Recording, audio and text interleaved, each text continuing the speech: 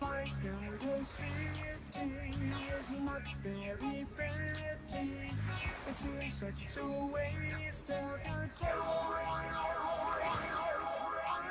guys, welcome to episode 2 of RedZSeries. So today we're going to talk about Snapchat.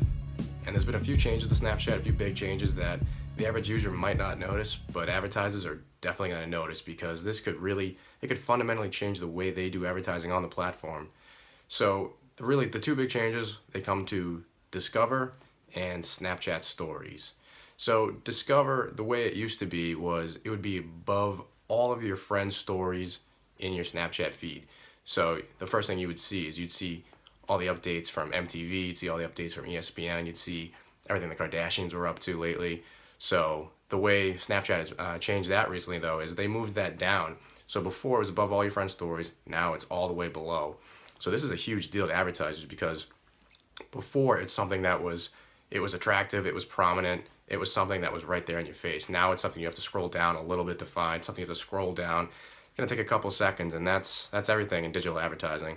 So advertisers are a little bit worried, and maybe they should be, but these things happen.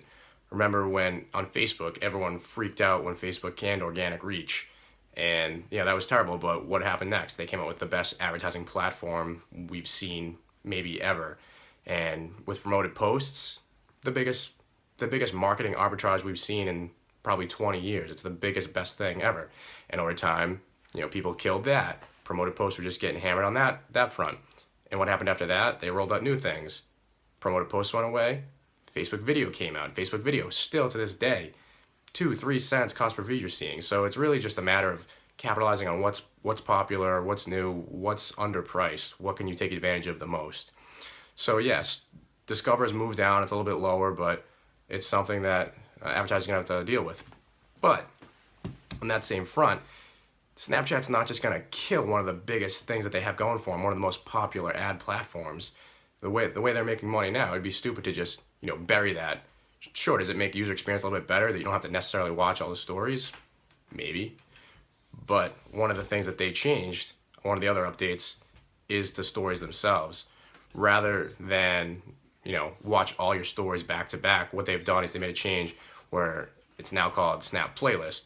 So rather than watching every single one of your friends' stories where you click one and you watch back to back to back automatically. So you could end up watching, 50 of your friends' stories. That's how you end up watching 20 minutes of DJ Khaled's updates. Another one. So what it is now, it's Snap Playlist is, you pick 5, 6, 7, whatever it is, of the stories up front that you want to see, and Snapchat will just play those ones and those ones only. So there's no automatic jumping to the next story.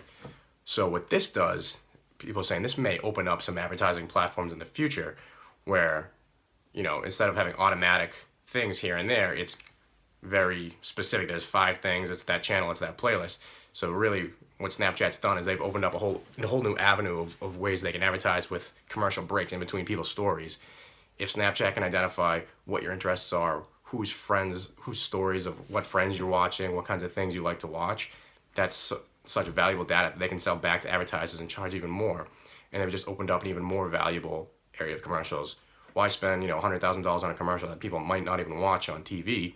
Whereas if your target demo is on Snapchat and you know exactly who they are and what kind of things they're watching on Snapchat, put a commercial break in between their friends' stories, and there you go. You have a much more valuable commodity because you have people that are paying attention to it rather than something that they're mindlessly watching or just DVRing, skipping past. So there you have it. There's 2 huge updates to Snapchat. Users may not notice it right off the bat, but advertisers definitely have noticed it. It's something they're going to have to combat, but there's always going to be something new. So there you go, guys.